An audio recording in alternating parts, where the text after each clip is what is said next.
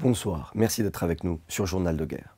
Au 188e jour de la guerre entre le Hamas et Israël, voici ce qu'il fallait retenir de la journée à 19 h, heure de Beyrouth.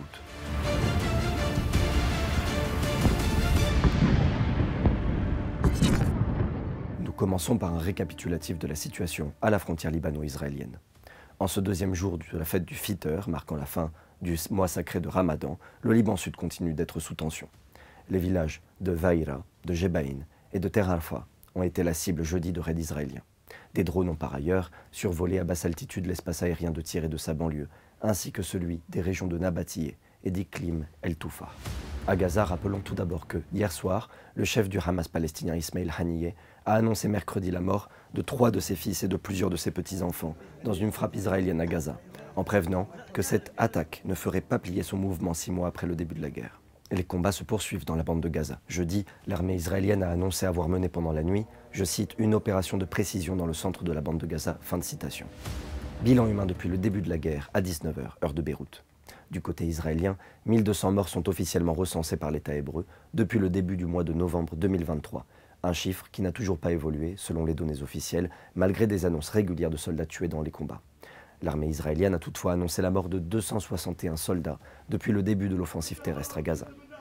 Du côté de Gaza, le ministère de la Santé a recensé près de 33 545 morts parmi les Palestiniens depuis le 7 octobre. En lien avec le conflit de Gaza au niveau régional, le commandement militaire américain pour le Moyen-Orient, CENTCOM, a indiqué tôt jeudi, dans un communiqué publié sur la plateforme X, avoir détruit 3 drones mercredi matin, l'un près du golfe d'Aden et l'autre en mer Rouge adjacente, puis avoir intercepté en soirée 8 autres drones Houthis du Yémen qui présentaient, je cite, une menace imminente aux navires marchands et à la coalition. Fin de citation.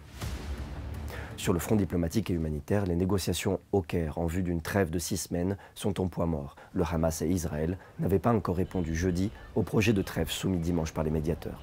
Sous forte pression, aucun des deux camps ne semble vouloir quitter le premier la table des négociations.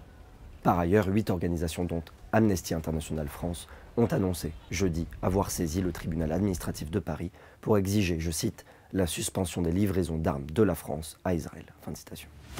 En outre, le ministère des Affaires étrangères de la Fédération de Russie a émis une déclaration urgente recommandant à ses concitoyens de s'abstenir de tout voyage au Moyen-Orient, ciblant plus spécifiquement le Liban et Israël en raison de l'escalade des tensions dans la région. La Russie a appelé également l'Iran et Israël à faire preuve de, je cite, retenue, fin de citation, pour éviter la déstabilisation au Proche-Orient.